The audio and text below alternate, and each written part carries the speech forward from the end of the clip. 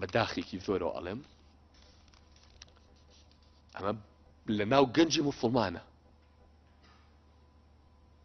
واز لەوانە بێنەکەوا بێدینن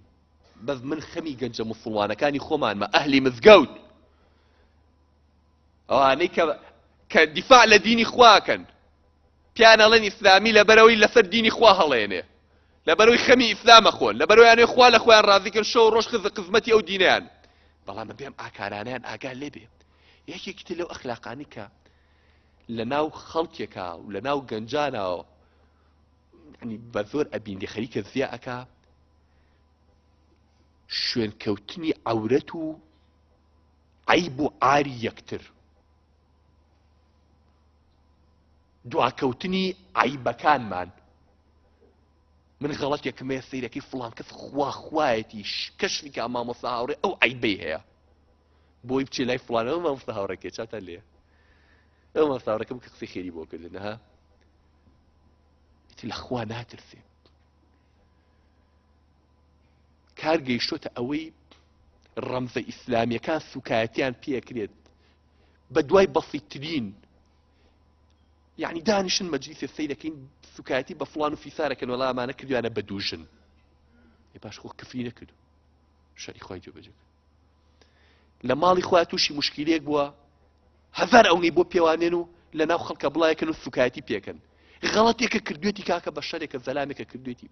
هاوڕێی خۆتە لە مزگەوتە هاوڕێی خۆتە لە مەکتەبتە خزمی خۆتە ئەو بۆ مێشیلێکی بەگامێش تۆ بێ بۆی بپۆشی ئەخلاقی ئیسلامەتی و ئاکاری ئیسلامەتی ئەوەیە فتری عەورەت و عەیب و عاری برای موسڵمانت و خوشکی موسڵمانەکەی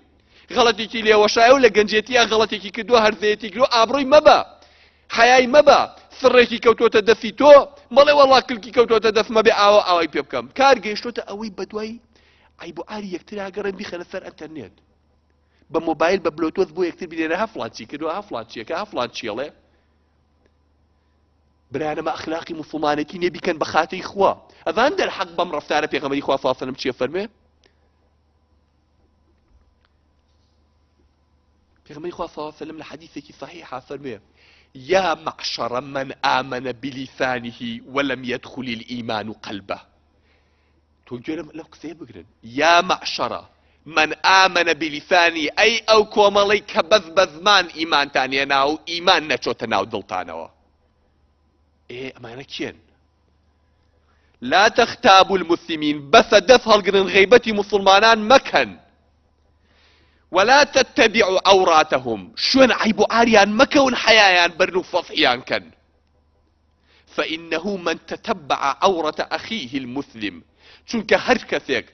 بە دوای عەورەت و عیب و عاری برا مسلمانەکەی بێ بۆ ئەوی هەڵی ماڵێ و کەشفیکە تتبع الله عورته ئەخوا پەنامان باڵێ خوای گەورە خۆی شوێن عەورەت و عاری ئەو زەلاماکەوێت بۆ ئەوەی حەیای بەرێ تۆ دوێ حەیای فڵان کەس بەری خوا ئەوێ حەیای تۆ بەرێ مادەم تۆ دوێ عیب و عاری برایەکی مسلمانە کەشکەیت و سڕی هەڵماڵی ومن تتبع الله عورته و هەچ کەسێکیش خوای گەورە شوێن عەورەتی بکەوێ و بێوێ ئاشکرایکە يفضحه ولو في جوف بيته أقل لناوسكي مالكي خوش يا بخوا أبرو يبات يعني هجك في هفتي بكاري غيبت كردنو بختان بو كردنو أبرو بردني برايكي مسلماني وتايبت بدوايا بقري بدواي عي مكانيا بقري بو أوي أشكراي كالنا وخلقا حياي بريالي خواي قورشون أبرو يكوي أبرو يبا أقل لناو مالكي خوش يا بيه لبرانبريش أفرمي لحديثك أفرمي من ستر أخاه المسلم هج كثيك عيب عاري برا مسلمانكي بوشتكا وبوي دا بوشي نيلي عبروي بچي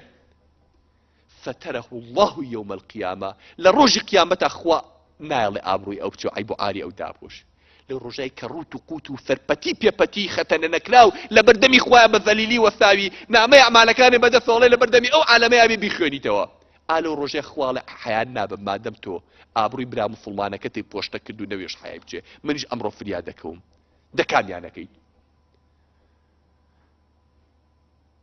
برا موسڵمانەکان پیاوی چابن لەم مەسەلەیە زۆر بەهین بن با یەکشتان عەرز کەم بە زەلامی ئەڵێڵەی غەیبەت مەکە ئێکۆ غیبەتی چیم کردو خۆی کەوتومە ڕاستە خۆ درۆم نەکردووە ئەمە معناوێ نازانێ غیبەت یانی چی جا ئەم قسەی کەیسە عەرزی جەنابتانەکەم جوان لی تێبگەن لە مێشتانە